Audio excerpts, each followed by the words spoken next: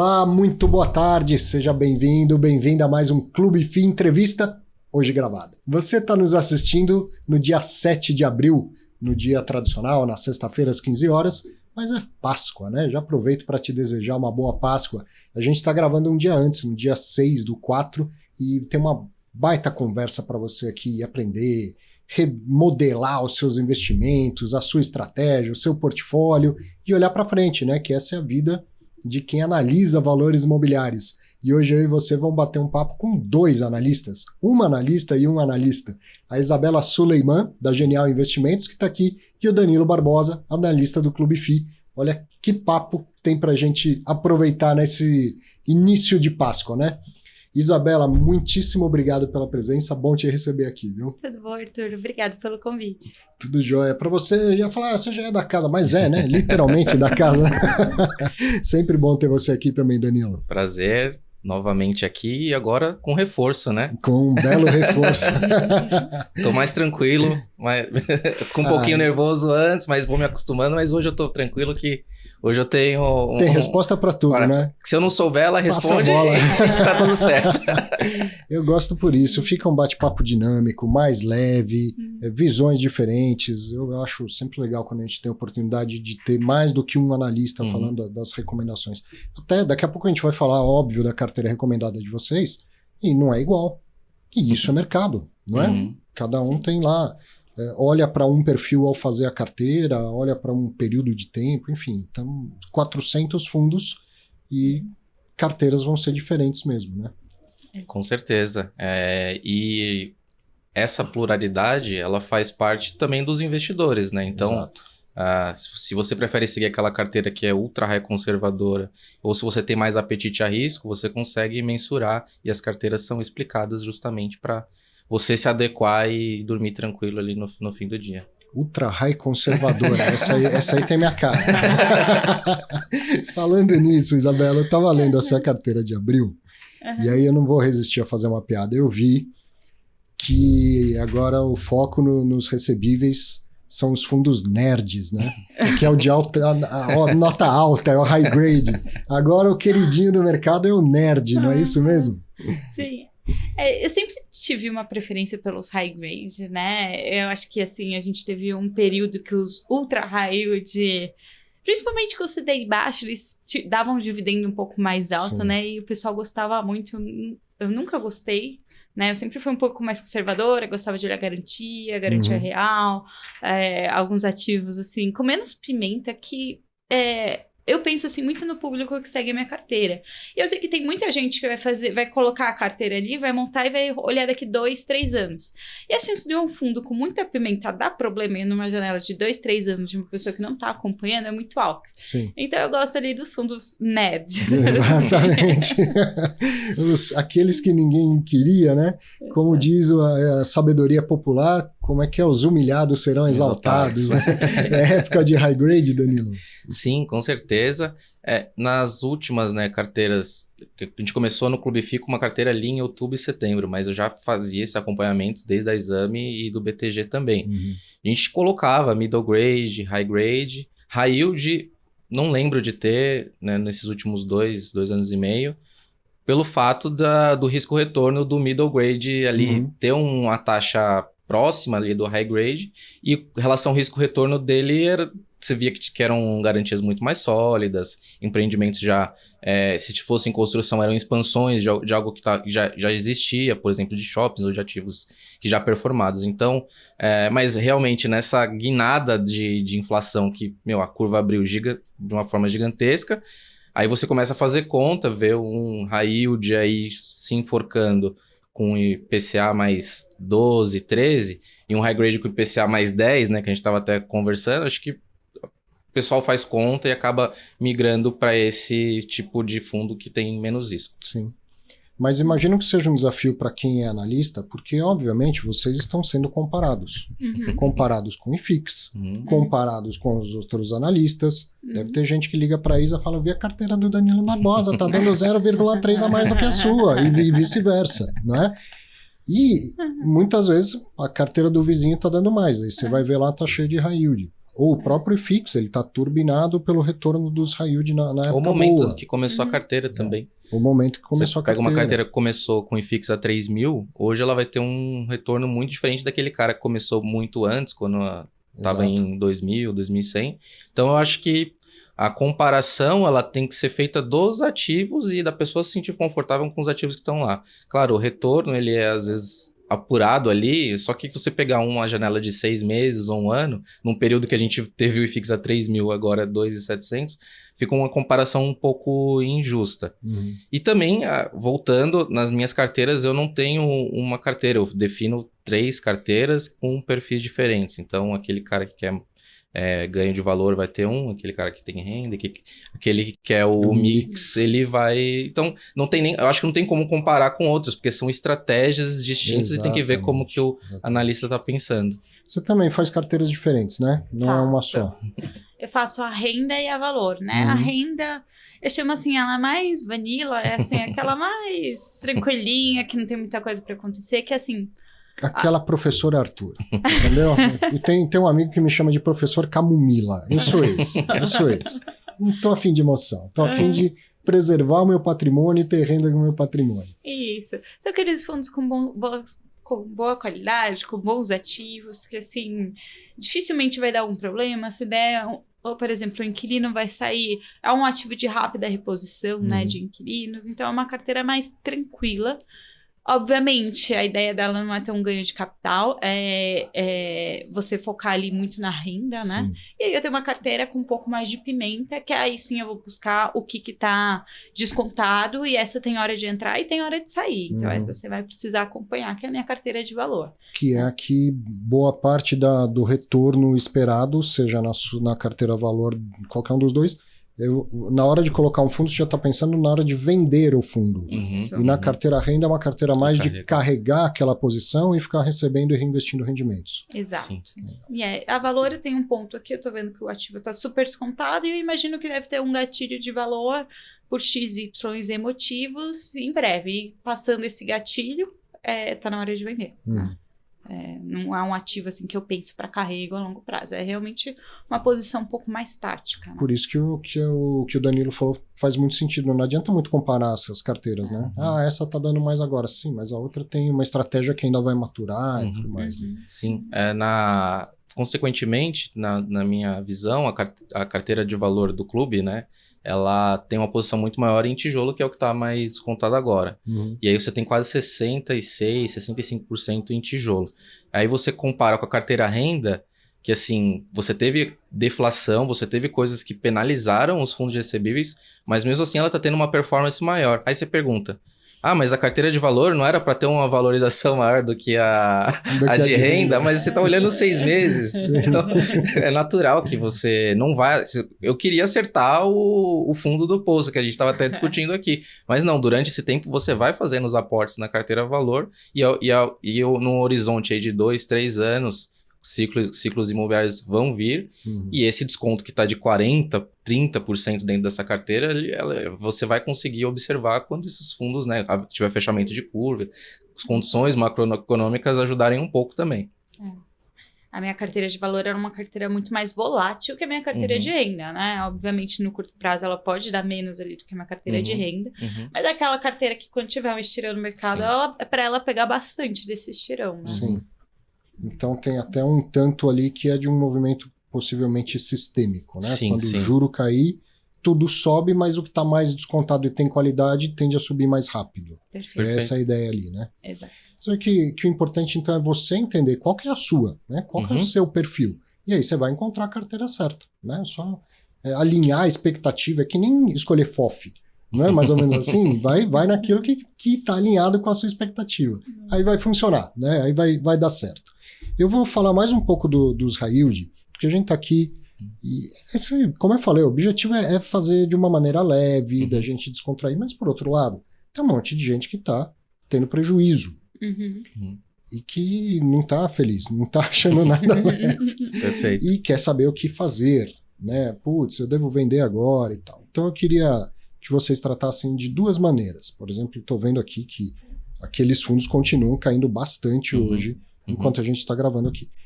Primeiro, O que acontece em termos de perda de patrimônio? Não vou vender, vou carregar. Uhum.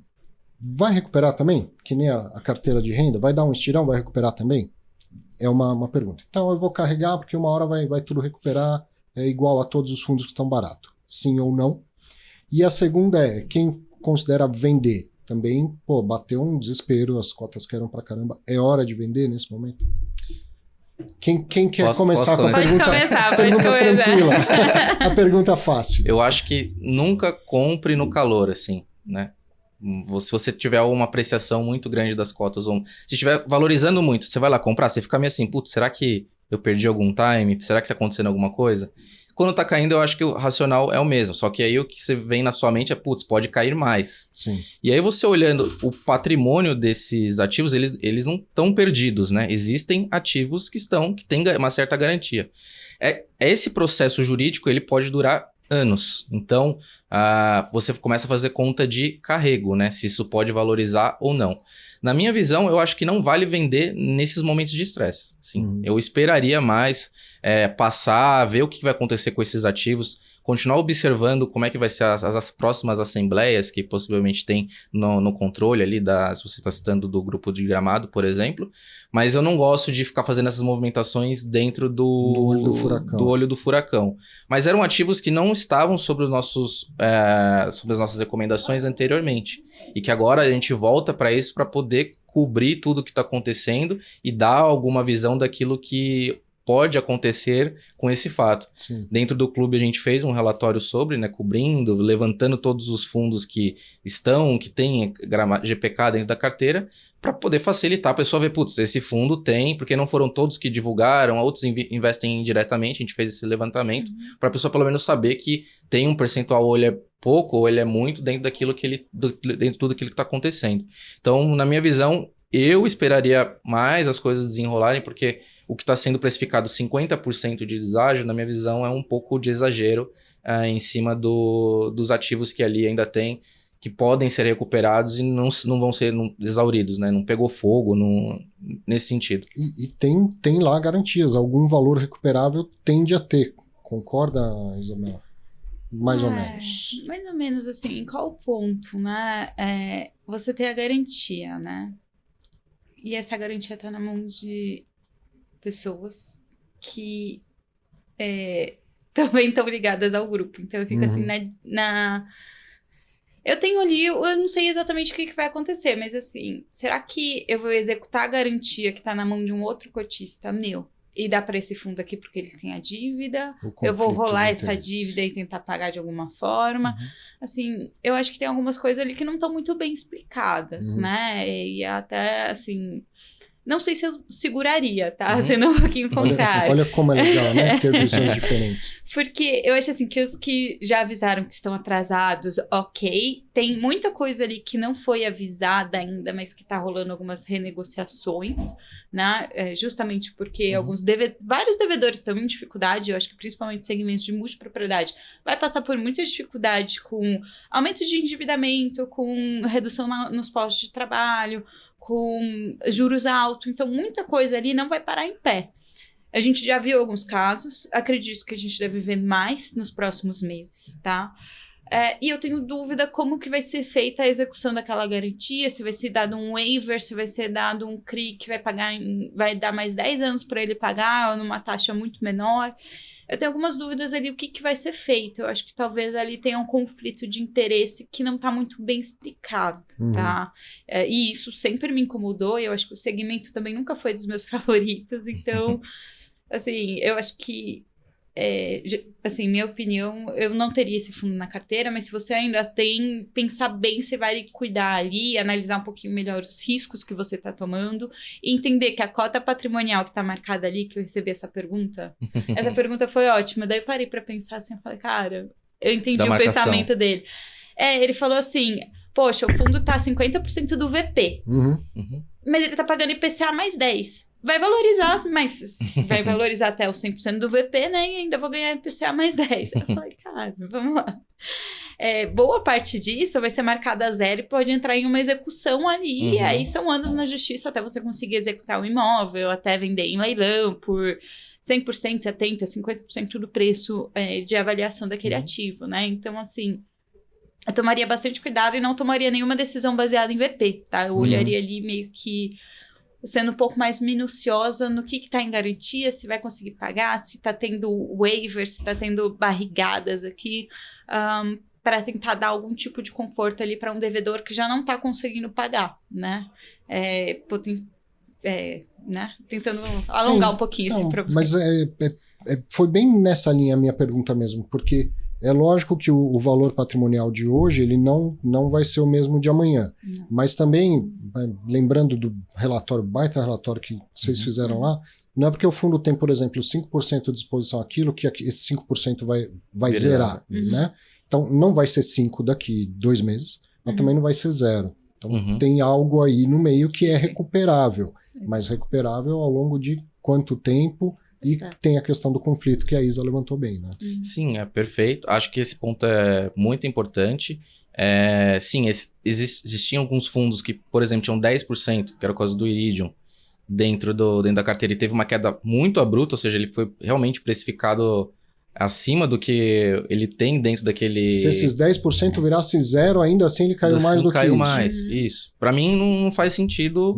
Se você tava naquele...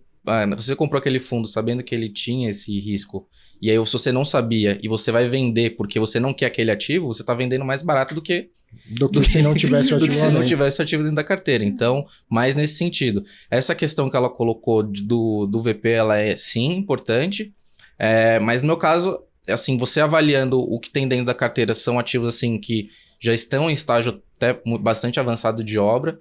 Se fosse um loteamentos, né? Que ainda tudo construir. Né, e aí você acha a situação bem mais complicada. Mas o que a gente vê que são esses ativos, grande parte deles estão, né, em construção, tem 60%, 50% de vendas, né?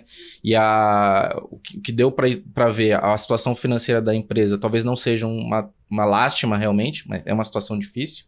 O que me preocupa muito vai ser esse jogo de sócios dentro da empresa, se pode prejudicar ainda mais o desenvolvimento ali, não só o pagamento dos credores, mas a companhia. E aí isso pode desencadear num problema ainda maior se ficar nesse problema de controle da empresa principal que faz o gerenciamento. Aquilo que a gente falou no começo, assim, são fundos que eles não cobrem, não recomendaram comprar, não é, e aí de repente tem que parar, se debruçar, mas não é aquilo em que de fato os analistas, aqueles que não recomendavam, vão ter que não vão ficar despendendo muito tempo e esforço naquilo que não é o que ele falou para os clientes dele fazer, né? Ele tem que pensar no dia a dia do cliente. O dia a dia do cliente são os fundos que vocês recomendaram, né? E agora, você chamou de ultra high yield. Eu gostei e como eu sempre falo, ultra high risk, então. E se alguém gosta de high yield e não ultra high yield? Então, para onde ele vai? O que tem? Por exemplo, tem high yield na sua carteira? Tem um high yield que é... ele tem uma participação em loteamentos, mas isso é mais pulverizado. Que é a questão de um fundo que investe em residencial, então aquilo tem 1.000 devedores, e aí esses devedores você controla ali a inadimplência, você fica monitorando o crédito deles, então é um ativo bem pulverizado, então você tem um controle ali de crédito e tal, não está ligado a esse segmento de multipropriedade, de venda forçada, de giro de carteira. Mas é um segmento que pode sofrer um pouco mais, mas está muito bem controlado, né? E tem um outro que também tem uma parcela de 18% em lotes também, mas isso também espalhado mais pelo Brasil como um todo. Então esses dois dentro de 26 recomendados. E nas suas? Eu tenho bem menos e eu não chego a... É um middle risk, né? Mas aí eu gosto de analisar a garantia real, né? Então, eu acho que isso é o principal. Eu não sei, eu não gosto de um high yield com recebíveis. Eu acho que eu preciso ter uma garantia real ali, que eu efetivamente... Tá em alienação fiduciária, então se der ruim, eu consigo executar essa garantia e vender, ou ter alguma força ali de fazer por exemplo, final de obra a gente tá terminando o apartamento e todos os apartamentos ali têm alienação fiduciária para mim. E o incorporador vira e fala, olha, eu não vou conseguir te pagar. Olha, ou você paga, ou eu vou executar e vender por metade do preço e vai quitar meu CRI. Então, eu gosto desse tipo de garantia que não necessariamente que eu vá executar, mas ela me dá um poder de negociação em um momento de estresse, né? Então, eu gosto mais nesse sentido de olhar um pouco mais a garantia quando eu vou para o middle risk. Eu não vou nem chamar de high risk aqui. Legal, é isso. A garantia é super importante, né? E quando você dá esse exemplo, assim, levando ao que a gente viu pela justiça lá do grupo GPK, do grupo Gramado Parques e tal, isso acontece em qualquer situação. Sim. Pode ser o ultra high mega blaster risk ou o mais high grade. Na hora que chegar ao nível disso que você falou, ou você me paga ou executa a garantia, o devedor ele não vai falar, você tem razão, eu assinei esse papel. Não, ele vai para a justiça, vai tentar achar um jeito de não ser executado, né? Por isso que é importante ter uma garantia boa, forte e saber que vai demorar um tempo na justiça, porque tem o contraditório, tem um monte de recursos, mas que acaba sendo executado. E a própria decisão da justiça, nesse caso, foi importante para a indústria. Teve uma juíza de primeira instância que deve ter olhado e falou, caramba, por que esse processo foi cair para mim? Né? Aí ela olhou e falou, quer saber, ó, tudo bem, beleza, tribunal, se vira, tribunal. E aí o tribunal foi lá e reformou a decisão dela, e manteve a segurança das garantias, né? Então, isso acho super importante desse evento para a gente tirar de lição. Como se fosse um contrato atípico de imóvel de tijolo sendo contestado. Né? Que já tiveram vários casos. Já tiveram vários. E só fortalece, né? Só fortalece, exatamente. Vai criando lá os julgados, né? As coisas. Bom, vamos mudar de assunto? Vamos falar para frente. Papel continua sendo relevante na carteira de todo mundo aqui. Sim, sim. Na minha carteira renda, ela chega a ser uns 64%, 65%. Na Mix fica nos 50% e na Valor em torno de 35%. Então, mas nesse momento, né? Se o vídeo for daqui um ano, pode ser que isso mude. E hoje os fundos de CRI estão pagando em torno de 15%, né? Então, eles estão alguns muito próximos do patrimônio, com algum ágio em cima. O que a gente procura é pegar aqueles fundos que, na carteira valor, sofreram com deságio ali na questão da inflação que caiu, deflação, na verdade. E aí surgiram algumas oportunidades pontuais que a gente tentou capturar ali nesses fundos que tinham boa qualidade, mas estavam indexados ao IPCA.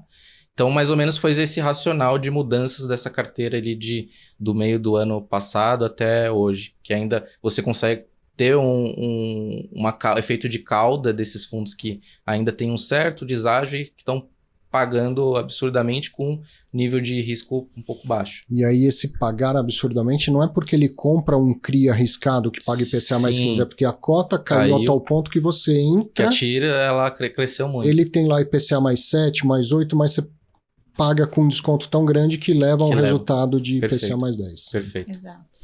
Tem bastante papel na sua carteira também, Isa? A minha tem. Eu gosto de colocar o papel na minha carteira porque eles são ativos um pouco mais resilientes, né, do que fundos de tijolo, principalmente no momento de subida de juros que a gente estava, né. Agora a gente está vendo uma estabilização, mas ainda vejo muito fundo de papel descontado, né, e eu não vejo como, obviamente, tendo boas garantias, que é o que a gente está falando aqui, eu não vejo muito espaço para cair. Pode cair um pouco ali por uma volatilidade de mercado, mas eu acho que eles estão muito descontados, tem boas garantias, são CRIs que devem continuar, né, adimplentes por algum tempo aí, e que hoje não faz sentido aquele desconto que eles estão sendo negociados. Então, eu gosto bastante disso. E eu tenho hoje de 50% a 70% nas minhas carteiras, tá?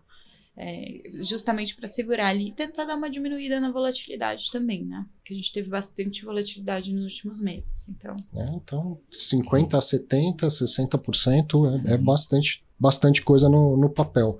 E o tijolo, o que pode virar assim? Por exemplo, a logística, se virar, provavelmente ia virar para pior, né? Então, vamos falar do segmento de logística e qual que é o segmento que estaria pensando nas carteiras de valor, o que tem ganho de capital? Qual que é esse segmento? É lajes corporativas? Não sei, isso é com vocês. Começar? Pode começar. Tá bom. Não, bom, voltando aqui para o tijolo, realmente no logístico a gente tem alguma preocupação com a absorção, que teve uma virada, uma queda, mas os empreendimentos que a gente tem, que eu tenho dentro da carteira, por exemplo, são ativos que estão muito bem performados, com contratos majoritariamente atípicos. Claro, a tipicidade ela não protege você de nada. Se o cara quiser sair, ele vai pagar e acabou. Mas isso dá uma certa segurança para você poder fazer alguma mudança dentro dessa carteira nesse período. Para escritórios, é discrepante o que a gente tem hoje. Eu acho que é simplesmente ridículo o preço da cota ali frente ao que os imóveis realmente valem. Você ter um yield de 9%, 10% nesse segmento é absurdo. E shopping center sempre foi o meu favorito, né? É o queridinho. É o meu querido, então vou até falar pouco, porque eu sou suspeito, varejo de rua eu gosto muito também. Então, é um segmento que já recuperou muito bem. Os FIIs, a gente vê que teve uma eficiência enorme dentro do mercado como um todo, se você comparar a indústria. Eles foram melhores do que, na média, do que os ativos, né? Conforme a gente teve resultados da Brás, e você pega esses resultados, compara com os fundos, a gente vê uma eficiência maior. Dentro dos fundos imobiliários, o resultado foi maior do que a média dos shoppings em geral. Sim. Legal isso. Então, eu fico muito tranquilo para ter esse segmento. Sempre tive no pior momento e continuo tendo hoje também. Eu, em shopping, eu zerei a posição final do ano passado, que o fundo que eu tinha fez uma oferta, né? E eu tive que zerar por compliance. Mas eu gosto muito do segmento, só que esse ano eu não tô tão otimista, né? Então eu tô preferindo varejo de rua, que eu tô ali também varejo, mas é um varejo com uma outra dinâmica, né? Um varejo ali um pouco mais essencial. Mas falando de logística, também concordo que a gente já está aqui no final de ciclo, a gente tem que escolher muitos galpões que a gente está exposto, então eu gosto muito de galpão last mile, porque eu acho que a demanda deve continuar, porque hoje em dia a gente tem uma pressa muito grande para receber qualquer encomenda online.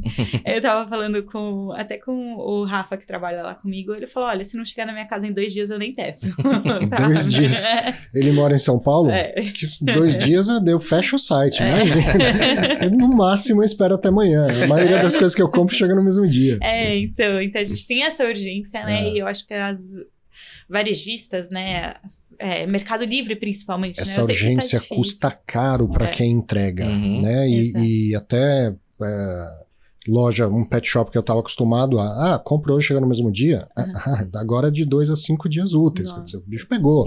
Tá vendendo menos. Se eu tô vendendo menos, não dá para ficar gastando com esse mimo, vamos dizer assim, ao cliente que ia entregar no mesmo dia, né? Sim. Mas te cortei, desculpe. Eu acho que esses ativos mais próximos de grandes centros consumidores ainda têm um apelo, né? Obviamente, hoje eles estão bem caros, mas eu não acredito que a vacância vai aumentar muito. A gente pode ter um ajuste ali no preço, tá? Mas ativos menos óbvios, um pouco mais longes, talvez até longe de grandes rodovias, de difícil acesso, assim, esse sim a gente tem que tomar cuidado. E sem dúvida hoje o que está mais descontado são escritórios, né? Mas a gente também tem que tomar um cuidado. A gente tem aqui um ponto do home office que ainda é discutido se vai continuar, se não vai continuar. Acho que a longo prazo tende a diminuir, né? Hoje eu ainda vejo algumas empresas que as pessoas vão uma vez por mês para o escritório. Acho que em 5 anos, acho difícil isso continuar, porque eu acredito que a gente precisa muito de uma interação tete a tete, assim, até para crescer, ter ideias, aprendizado, tudo. Eu acho que as empresas lidam melhor com isso. Obviamente, dependendo da área. Tem algumas áreas que não precisam de interação e tem gente que nem gosta de ter interação, né? Aquele pessoal de TI, assim. Eu acho que esses vão adorar ficar em casa e nunca mais ter que ir. Mas é pouco, né? Mas a gente tem que ter um cuidado ali para escolher ativos bem localizados, porque a gente está num momento aqui de uma provável recessão global, né? Então a gente vai ver cada vez menos as empresas se expandindo, né? Então a gente tem que escolher muito bem a localização, porque a empresa não vai... até o Felipe brincou comigo ontem no Instagram falando que eu não gosto dos ativos lá do outro lado do rio. Eu acho assim, que lá vai alugar quando o mundo estiver muito bem, tá todo mundo alugando, todas as empresas crescendo, né? Se as empresas não estão crescendo, ela não vai colocar num lugar que é de difícil acesso, que as pessoas não moram perto, ela vai querer estar mais perto de onde um funcionário mora, de não fácil acesso de transporte público. Então a gente tem que escolher muito bem a região ali para a gente conseguir escolher os melhores ativos de lajes corporativas, né? Não é qualquer um que vai valorizar no curto espaço de tempo. E esses são os fundos que estão mais na carteira de valor do que na carteira de renda. Quer dizer, a laje corporativa é para ter paciência, esperar uma recuperação, não sei, médio prazo, longo prazo, alguma coisa assim. Isso. Até o fundo que está na minha carteira, né? Eu posso falar, mas Pode ele falar. ele tinha 2 grandes prédios vazios, né? Um ele já alocou praticamente inteiro e o outro ele deve entregar agora nesse trimestre e tem um contrato já para alocação de metade dele. Então, assim, obviamente tem carência, tem descontos, mas a vacância ali já está diminuindo bastante, né? Deixa eu ver aqui qual que é. Pode ver. Acho que é o HGRE. É isso? Exato. Vamos falar, já que vocês estão falando de tijolo e de lajes corporativas, tem um outro fator, além da questão econômica, além do home office e tal, que tem apertado alguns fundos, não só de lajes corporativas, que é a alavancagem nos fundos de tijolo. Então, acho que é um baita tema também para a gente aproveitar a visão de vocês. E aí, sempre que acontece um problema, lógico que tem aquelas pessoas que são menos atentas ou que dedicam menos tempo, que não vê nenhum problema. Minha esposa é médica e adora fundo imobiliário, mas ela dedica o tempo dela a outras coisas, né? Não é ficar olhando classe de ativo, segmento e tal, não sei o quê. E aí, quando aparece um problema, o problema vai parar na manchete. Então, tem gente que é menos atento, que vai falar, tudo igual. Fundo imobiliário é tudo igual. Tá dando problema nesse, vai dar problema naquele e tal. Fundo imobiliário alavancado é tudo igual. Helg teve problema com a alavancagem e anunciou ontem uma diminuição grande de rendimentos. XPPR está tendo problema grande de alavancagem e tal. É tudo igual? Tenho certeza que a resposta é não. Depois quero ouvir a diferença entre vocês. E tem mais algum que está numa situação mais perigosa de se enrolar aí com as suas obrigações, ou a maioria está mais tranquila? Bom, eu fiz recentemente um levantamento disso dentro dos fundos sob cobertura e a gente não consegue acompanhar os 400. A gente pega aqueles ali do IFIX, mais o que a gente faz ter a preferência e acompanha de perto esses fundos. A alavancagem de 2021 para 2022, ela em média caiu. Então a gente tinha uma alavancagem média em torno de 20% e fim de 22 acabou com 15%. Só que a gente tem mais fundos alavancados, uma quantidade maior, Entendi. Só que em percentual menor. E aí o que acontece? Foi o movimento da indústria todo de financiar suas aquisições e isso acabou sendo meio que praxe, né? Securitizar, fazer essas operações de parcelamento. E muitas dúvidas surgiram de qual seria o nível de alavancagem para você não se preocupar. Então se tiver 5%, se tiver 10%, se tiver 30%, Danilo, qual que é o número mágico aí para eu não ter que ficar... A gente quer sempre respostas simples, né? Respostas fáceis. Quanto mais complicado é um assunto, mais a gente quer uma resposta fácil, né? E aí a resposta é o seguinte, o Helg, por exemplo, foi um exemplo de um caso que assim, uma alavancagem de 25%, 30% talvez não preocupasse. A gente tem hoje fundos muito mais alavancados do que o Helg. Só que o que você tem como ponto de atenção nesse momento é o prazo.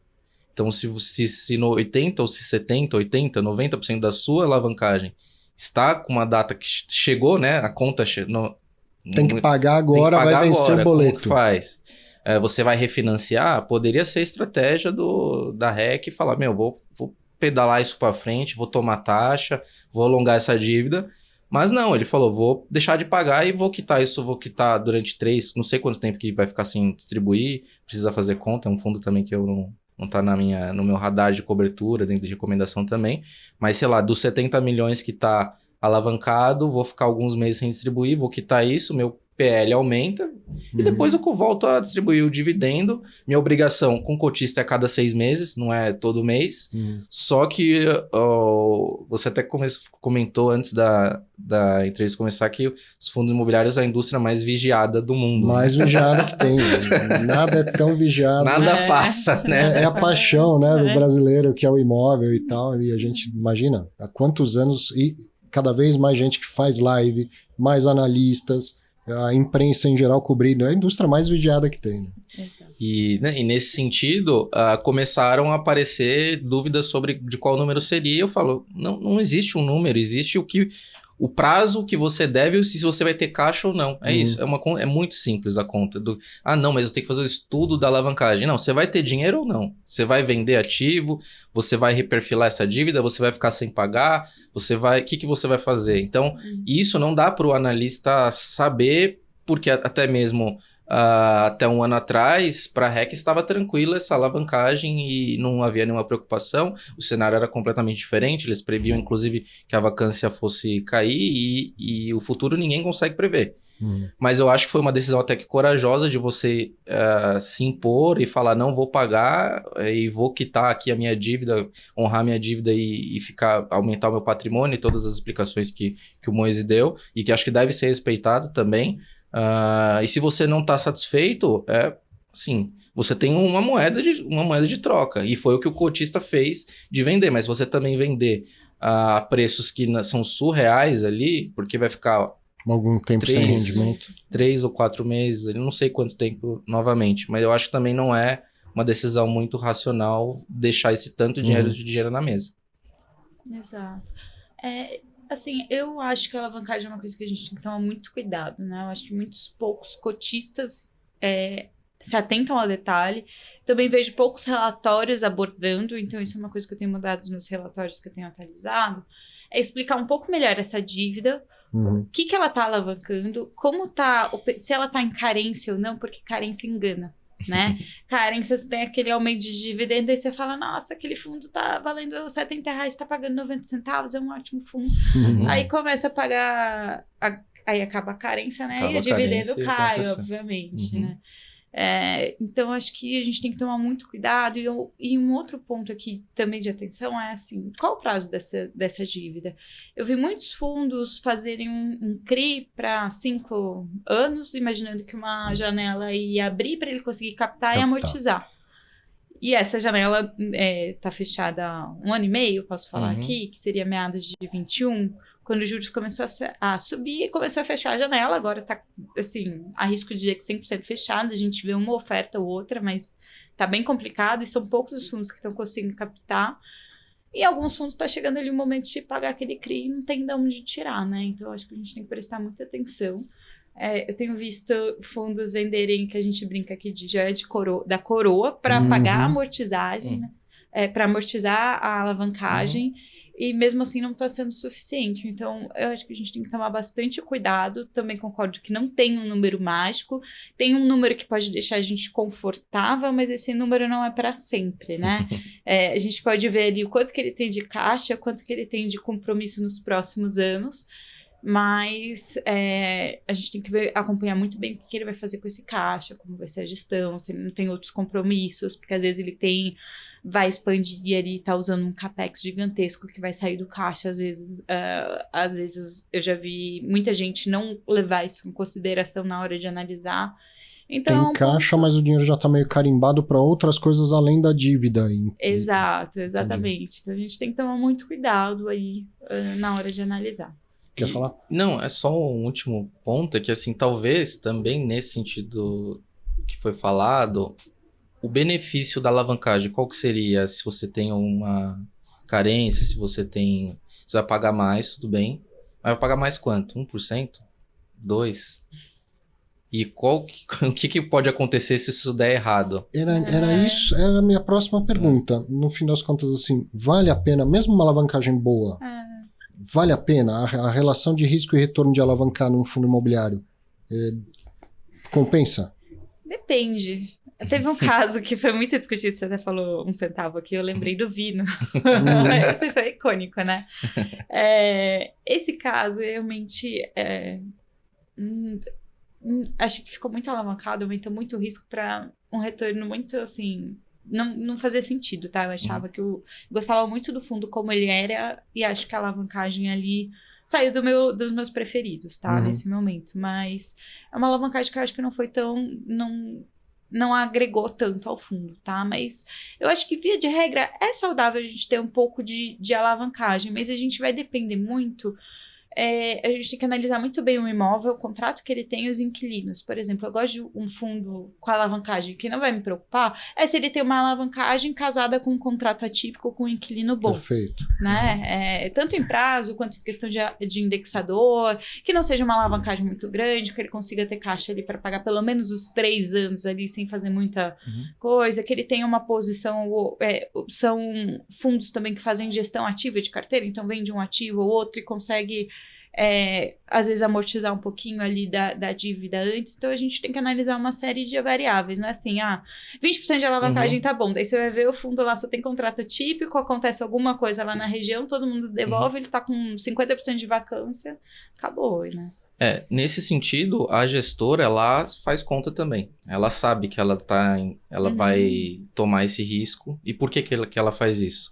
Eu vou entregar 1 centavo a mais, ou vou entregar 1% a mais, ou no caso do XPPR, eu vou tomar essa alavancagem alta. Ela está apostando no ativo. A Vinci, ela aposta muito naquele imóvel. Isso. E assim, nós analistas podemos não concordar, e pode ter outros analistas que concordam, que gostam do imóvel e acham que aquilo tem um valor imenso a ser destravado, e eu acho que esse é o ponto da gestão.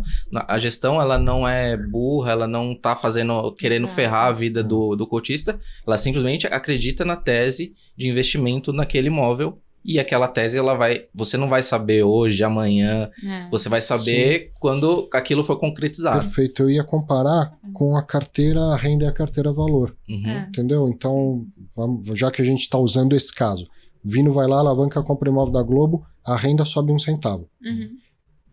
E eu nem sei, eu não sou o gestor do fundo. Pode ser que na cabeça da gestora, a Érica, esteja a destrava de valor. Então amanhã ela vende o imóvel com baita lucro e aí gera, sei lá, R$1 de dividendo para distribuir.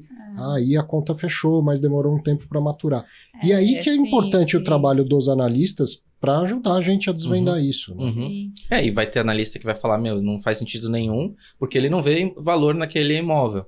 E vai ter analista que fala, porra, mas é um imóvel ali que você pode expandir, se a Globo sair é até melhor. O cara começa a vir com algumas ideias e compra, e tem que respeitar essas diferentes visões, né? Mas se aquele analista deu a recomendação de compra porque era um imóvel boutique, porque eram bem localizados, estratégia diferente, completamente diferente, e entendeu que o imóvel da Globo desvirtuou completamente, o que ele vai fazer? Ele vai tirar e vai dar a opinião dele. Exato.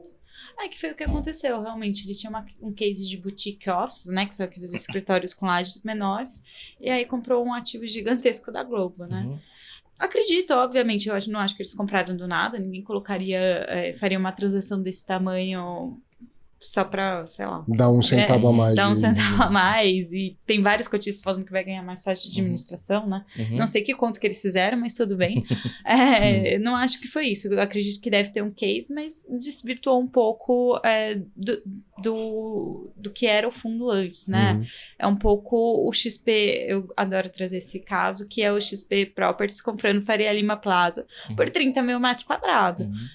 Eu entendo que ele tem um case ali de maturação da região, mas eu achei 30 mil reais o metro quadrado ali muito caro, né? Obviamente, se alguém pagou, vale, mas acredito que é um case que vai se desenvolver daqui 5, 10 anos, quando aquela área começar a mudar um pouquinho o perfil, começar a ver os desenvolvimentos que se aposta muito naquela região, né? E aí pode valer 30, 40, 50 mil ser transacionado como o valor de Faria Lima aqui mais pro centro, né? Esse caso aí, porque quando saiu a notícia da compra, eu falo, nossa, Faria Lima, tal, excelente, imóvel icônico, mas a localização ela não é tão boa, porque tá mais perto do Largo da Batata e tal. Só que a pessoa acaba vendo Faria Lima, fala, é R$200 que eu vou alugar ali. E dificilmente vai conseguir hoje R$200 ali no Largo da Batata. Talvez 100, 125, 150, mas não 200, 250, que é o que paga mais para cá, para baixo. O XPPR é um caso do que a Isabela estava falando, assim, os contratos ali são típicos, então você tem entre o que deve e o que entra, você já tem um descasamento de fluxo, às vezes um descasamento de indexador e tal, que deixa a alavancagem mais arriscada, naturalmente. se é um fundo, por exemplo, um TRX, contratos atípicos e a dívida, mesmo prazo, mesmo indexador. O pessoal do CSHG faz muito isso também. Contrato é de 10 anos, a dívida é de 10 anos. Eu já vi casos de fazer o reajuste do CRI também uma vez por ano, para casar totalmente com o contrato e tal. Então aí fica uma alavancagem mais confortável, mais casada. Até que ela seja alta, como no TRX, né? Até que ela seja alta. Ela é mesmo alta, sendo mas alta. ela preocupa menos. Claro, se caso aconteça do inquilino, pode acontecer e você pode ter outras redes que podem ocupar também, mas ela é mais alta, mas no curto prazo ela não desperta essas notícias. E aí você pega os piores casos que muitas vezes não deram certo, que viram manchete, aí o cotista fala, tem alavancagem, eu não quero. Então não é o 880, né? Isso que eu tava tentando arrancar de você. Vale a pena um fundo alavancado ou ele precisa ser evitado porque ele tem alavancagem? Não, até quando você olha a estrutura de capital, ela é muito mais eficiente se você tem um pouco de alavancagem, né? A questão principal, que é o que a gente tem que analisar, é como é feita essa alavancagem. Não é alavancagem a qualquer custo, né? A taxa tem que fazer sentido, você tem que estar bem casado, você tem que conseguir pagar, sem depender de, vamos dizer assim, não sei como que eu posso falar, mas assim, se você apostar que você vai ter uma captação daqui 2 anos, ou uma venda de um imóvel, você tem que ter um plano A para você pagar, obviamente, o plano C, D e E, mas o A tem que ser o mais factível, que é pagar ali com o fundo do jeito que ele tá, né? Sem depender de uma captação em 2 anos e torcer para a janela abrir, né? Para você conseguir captar. Então, acho que tudo tem que ser bem pensado, né? Mas tem isso, assim, podemos pegar um contrato de 10 anos com um CRI de 10 anos, tudo casado, lindo, maravilhoso. O contrato paga os juros da dívida. O principal não dá, a regra não permite. Sim. E aí, então, a alavancagem ela implica em uma nova emissão. Ou numa venda de ativo. Ou numa venda de ativo. Então, plano A é a emissão, plano B é a venda que pode ser do próprio ativo dado em garantia ou de outros ativos do fundo. Exato. O B pode ser o reperfilamento da dívida para poder recasar com a nova realidade e aí é sentar e essa dívida ela não vai vir mais barata, né? A pessoa você precisa reperfilar o cara, não, tá bom, eu faço mais barato aqui, vendo meu CRI lá com prejuízo e tá tudo certo. Não é assim. O devedor ele vai querer receber marginalmente pelo menos mais pelo reperfilamento. Então, por isso que está usando o termo que ela falou que é estrutura de capital, quer dizer, você toma as escolhas daquelas que são mais vantajosas financeiramente. Emissão a um preço bom, no patrimônio, acima do patrimônio, maravilha, pago a dívida e tudo segue. Vender um imóvel com lucro ou reperfilar a dívida, né, ou rolar a dívida. Rolar a dívida vai sair mais caro. Vou vender um imóvel barato? Vou perder dinheiro vendendo imóvel, então eu vou escolher fazer isso aqui. Ou vou abdicar de distribuir durante alguns meses. Ou vou abdicar de distribuir, exatamente. Mas a emissão, ela é sempre o plano A, né? E aí a gente passou por um período que, eu entendo assim, não dá para dizer inesperado. O gestor de risco, ele tem que pensar no pior cenário possível. E o pior cenário possível aconteceu. Ficar 1 ano e meio sem conseguir fazer emissão de cotas. Né? 1 ano e meio sem fazer emissão, você veio resquício de pandemia, você teve deflação, guerra lá fora, a bolsa está caindo quase 15% nos últimos 2, então não tem muito para onde correr, tá todo mundo tentando gerar, e as coisas estão baratas, e aí você vê oportunidades de negócios que você aposta em ciclo imobiliário, aposta em queda de juros, e aí você tem que fazer escolhas para entregar valor pro cotista na visão do gestor.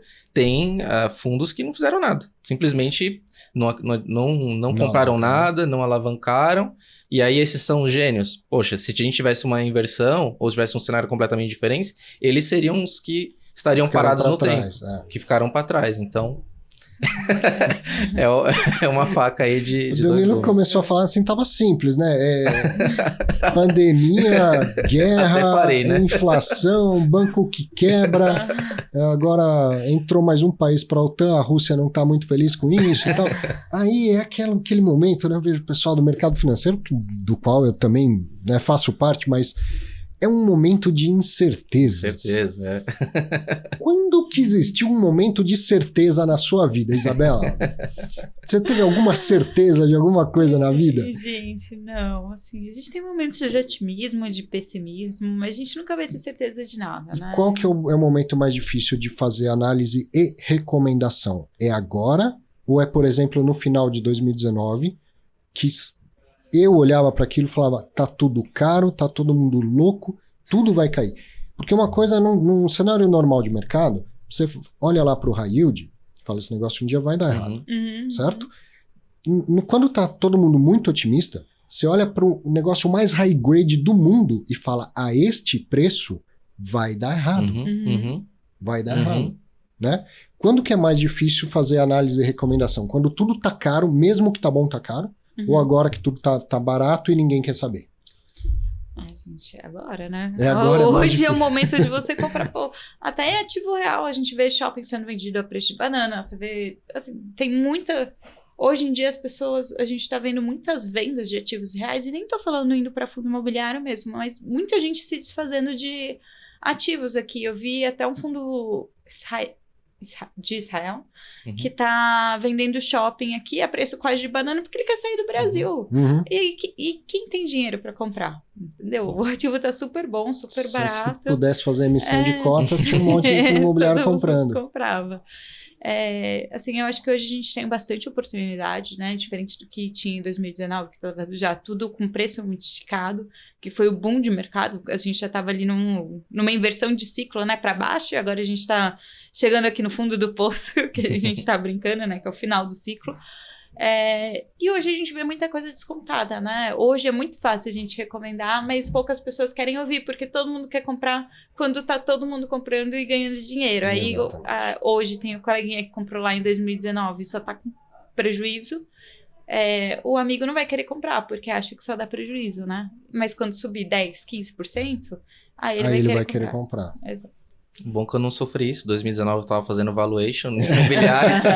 Ainda não era analista, você com mais experiência. Eu só vivi esse momento de que coisas estão mais baratas, mas também peguei ali. Mas quando começou na Exame, não era mais ou menos início de 2020? Não tava era meados, se não me engano.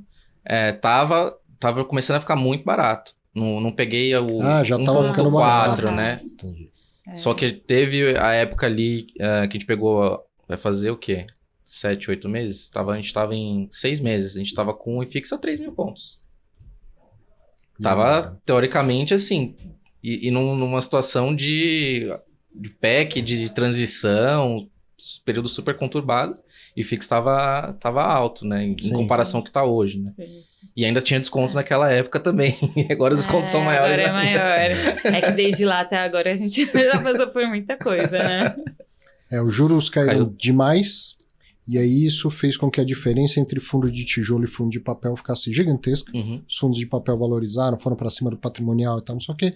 E os de tijolo, com exceção da logística, que estava sendo beneficiada pelos efeitos de tudo o que aconteceu. Detesto falar que alguém se beneficiou com a pandemia. Todo mundo se deu mal com a pandemia. Né? Mas em função da gente ficar em casa, ter que comprar online e tudo mais, isso beneficiou a logística. Agora, todos os outros segmentos de tijolo caíram demais, ficaram descontados demais, né? E agora eu acho que essa diferença até diminuiu. Ainda tem mais desconto no tijolo do que no papel. Muito. A gente está chegando nos maiores descontos que a gente teve historicamente, né? Desde o início da indústria. A gente vê sempre o spread da IFIX com a NTNB longa. A gente está com quase 640 bases. Que eu faria live, né? Base points, falando 6,4% na nossa linha de spread em cima do que está sendo pago. Então, é um excelente momento, pode piorar um pouco ainda, mas a gente já vê que já está algo muito discrepante, né? É o melhor momento para fundo imobiliário, é o melhor momento para renda fixa. Eu acho que fazer recomendação nessa situação, eu fico mais confortável, porque você tem margem ali para escolher. Não, vou fazer uma escolha aqui de qualidade, né? Vou pegar ativos que são mais high grade, porque o middle e o high yield não estão valendo a pena. Agora, quando tudo tá caro, você fala, não compra nada. É difícil. Todo mundo, né? Você tá sendo o mais... É mais difícil segurar. Tô cuidando do seu dinheiro, não comprar nada. E as pessoas ficam bravas com Ficam você. bravas. A gente tá quase caminhando pro final, infelizmente. E eu vou aproveitar esses 5 minutinhos para perguntar de produtos semelhantes que estão aparecendo como Fiagro e Fiinfra. Se vocês já estão olhando para isso. E tem lá o advogado, o economista, ele sempre fala depende. Né? A Isa, ela fala assim, olha, tem que tomar cuidado. Quais são os cuidados que você tem ao olhar para esses produtos, se é que você está olhando para eles? Eu ainda não estou olhando, assim, muitas pessoas falam, Isa, você tem que começar a analisar. Gente, eles têm a mesma casca, mas o que tem lá dentro é completamente diferente, assim. E eu preciso de uma curva de aprendizado muito grande. Querendo ou não, o fundo imobiliário já olha aí há anos, né? Então é fácil. Pô, eu vi a transação assim, assado, eu sei que isso aqui não vale isso. É muito mais fácil a gente ter um feeling, né? E é muito coisa de feeling. Agora, agro. Poxa, eu vou comprar um CRI com garantia não sei o quê, mas se chover pouco vai ter quebra de sal. Gente, eu não entendo disso. Então, sinceramente, para mim é muito difícil analisar, né? Eu tenho que ter uma curva de aprendizado grande aí. E hoje a gente ainda tem muito Fiagro de papel nascendo, né? Sim. Eu acho que tem uma dinâmica um pouco diferente.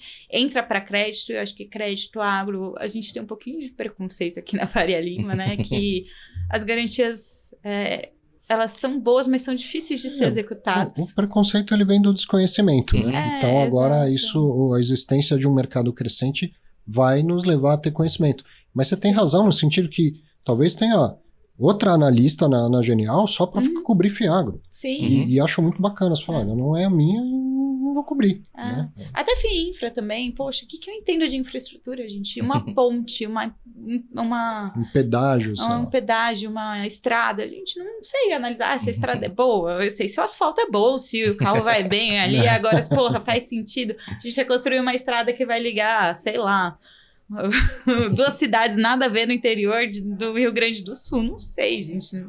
São outras expertises, né? Que é diferente do que a gente tem hoje, né? Não sei se a gente não olha ainda, né? Ainda tem alguns poucos fundos e talvez, não sei se a gente vai olhar em breve também, justamente porque tem que criar essa expertise ou trazer alguém com essa expertise também. Né? Muito legal. Perfeito. E aí? Bom, no meu caso, na migração que houve ali da Exame para o BTG, além de ajudar o Marinelli ali e o Matheus, que são 2 analistas fantásticos ali, tem bastante carinho por eles. Vamos combinar um dia, hein, Matheus e Daniel? Vamos combinar um dia de vocês virem aqui também. Foi passado de a gente iniciar a cobertura do Fiinfra e Fiagro. E Fiinfra, na época, eram os FDICs infras, que tava tendo essa transição da lei para poder adequar e ter essa diversificação. E aí eu tive que cobrir toda essa indústria, toda essa mudança no início. Fiagro também, os primeiros produtos, teve também do BTG, o primeiro Fiagro FDIC a gente cobriu. Então, eu tive essa vivência porque estava naquele meio, tinha que gerar negócio dentro daqueles produtos. E com vários analistas também que já tinham essa expertise, né? Você ia lá, sentava do lado de alguém e falava, me explica esse trem aí. Né? Na parte de crédito, tinha o Odilon sentado do meu lado e respondia direto para ele também. É um cara que entende muito de crédito, me ensinou demais. E a gente fez o educacional de Fiagro, fez o educacional de Fiinfra e iniciamos a cobertura do Top Picks, que seriam esses ativos que estão dentro desse tipo de carteira. Dentro dos Fiagros, a gente até já comentei aqui uma vez, eu ainda tenho um pouco de receio com relação a esse tipo de produto, assim, dos 20, a gente vai soltar o Top Alternativas, 1 ou 2, que eu olho assim com mais carinho, pelo fato de não ter tanto produtor rural, assim, eu vou explicar dentro daquelas análises o porquê daquilo, e vale também da pessoa que está lendo concordar. Esse produto que é mais inicial, eu tenho alguns pés atrás sim, tem que ter um tempo de estresse desse... mas o agro no Brasil existe há quantos anos? Sim, mas esse tipo de estrutura ele é nova e demanda uma atenção maior. E a parte de infra... acho que tem algumas oportunidades excelentes ali dentro que pouca gente tem olhado dentro desse tipo de produto, e aí são diversas, aí você ramifica muito, né? Porque você tem rodovias, você tem iluminação, você tem geração, são produtos muito distintos, e aí você precisa de fazer algumas simplificações para a sua análise não ficar também você não recomendar nada, porque você está analisando a indústria toda e tal. E esses relatórios de análise específicos nos ajudam a sintetizar e chegar no que é bom e no que é ruim, no que vale tomar taxa. No caso de Fiagro, eu acho que hoje não vale tanto a pena pelo fato de você estar num ciclo de commodities absurdo de preço. Caro, né? Você está no máximo de CDI, esses produtos são vinculados ao CDI, também está na máxima, a gente tem uma tendência de queda, e a maioria está com ágio, ou seja, não precisa... Estamos em 2019 de fundo imobiliário no Fiagro, estamos mais ou menos nisso em 2019 para os Fiagros. Sei que tem defensores dessa indústria aí que defendem com unhas e dentes, mas eu acho que é um produto que ainda também difícil de comparar, que nem o do Finfra, também é muito difícil você comparar um produto com o outro. Um tem geração e o outro tem rodovias e iluminação, o outro é um monoativo de portos. Você vai fazer o quê? Não, são ativos totalmente diferentes, então, e tem poucos ativos, então no de CRI você põe 20, 30 um do lado do outro, 10, 15, e aí faz comparação, vê risco, vê taxa. Então, a gente vai soltar esse relatório de top alternativas ligadas a esses produtos, também com FIIs que são para qualificados, então é um relatório totalmente de alternativas. Mas não existem muitas. Mas já estamos sim cobrindo. O único que a gente não está cobrindo ainda são os REITs, que também é uma visão de empresa, praticamente. Diferente, né? Muito diferente, vai precisar de mais braços para poder ajudar ali. A gente já está com uma analista também me ajudando, então vai precisar da equipe crescer para cobrir aquilo com uma qualidade que é devida. Já olhou para isso também, lá para fora, para os REITs? Já olhei, mas é um mercado muito diferente, assim, eu queria entender mais, mas ainda não cheguei lá. Eu até me surpreendi, eu abri uma enquete aqui no Clube FI, por curiosidade mesmo, estava num papo com o pessoal da Grana Capital e surgiu o assunto como declarar BDR ou ações de REITs diretamente, e aí eu abri uma enquete perguntando para as pessoas se já investem nisso. Vou dar uma olhada aqui. Ainda tem tempo para votar, você que está assistindo isso agora pode ir lá e votar na enquete, mas olha, eu perguntei assim, você já investe em REITs? Primeira alternativa era sim, por meio de BDR negociado na B3. Esse tem um voto, é o meu. Aí o 2 é sim, invisto diretamente no exterior. Teve 4 votos. 3, não, mas pretendo ou gostaria de investir. 8 votos. 4, não e não pretendo investir. 11 votos. A maioria das pessoas não pretende investir. Até agora, né? Então, você que está assistindo o Clube FI Entrevista, vai lá votar e tal. Quem sabe isso ainda muda. Mas sabe, eu vou terminar, então, a gente faz uma reflexão que tem a ver totalmente com o que a gente começou a falar aqui. Sabe o que dificulta da gente investir lá fora, num REIT, por exemplo? Não é a complexidade, não é nada disso. É porque ele rende menos. E por que ele rende menos? Porque ele é high grade de verdade. Brasil é high yield. Não, sim. Entende? É uma dor, dói. Sim, você tem dinheiro, aí você fala, eu posso comprar um fundo imobiliário que vai me dar 1% ao mês, 0,9% ao mês, no meu caso, super conservador do jeito que eu sou, ou eu posso comprar um REIT 30 vezes maior, 200 vezes melhor, só que ele vai dar 0,30% ao mês. Isso é contra-intuitivo, é contra a natureza. Dói o corpo inteiro quando você dá o clique lá, você está tremendo. Será que eu não estou fazendo bobagem e tal? Porque é isso, é muito fácil falar, vou colocar um high yield aqui porque ganho mais. Agora falar, vou escolher um high grade e vou ganhar menos, é difícil, mas é importante. Com certeza. A última vez que eu olhei lá fora, assim, tá muito atrativo, tanto quanto os nossos FIIs aqui. O juro em subiu termos pra caramba, de desconto os preços caíram. absurdo. Só que, na minha visão, precisa de um cuidado, assim, Sem pela dúvida. questão de alavancagem que eles têm intrínseca ali dentro. E aí, se eu optar por cobrir os REITs, eu vou ter que abdicar de algum outro produto aqui que está no produto na mesa, está em todas as corretoras Lógico. que tem muito mais fomento. Então, acho que a demanda também vem de fora, porque o Fiagro veio a demanda do Fiagro, veio a demanda do FIINFRA. Uma hora eu acho que chega essa demanda mais forte dos REITs, e aí vai precisar de mais equipe, porque uma pessoa, você tem analista de ações, o cara é especialista em commodities, o outro que é especialista em varejo, e os FIIs vão precisar de especialistas também. Hoje a gente está aqui, analista de fundo imobiliário, Se fosse no mercado de ações, era analista de óleo e gás em ações. Exato. E analista de agro em ações, né? Vamos ter analista de fundo imobiliário de recebíveis, analista de fundo imobiliário de laje. Vamos chegar um dia. Vamos chegar em algum momento aí. Nesse dia ele vai escolher ser analista de fundo imobiliário de shopping.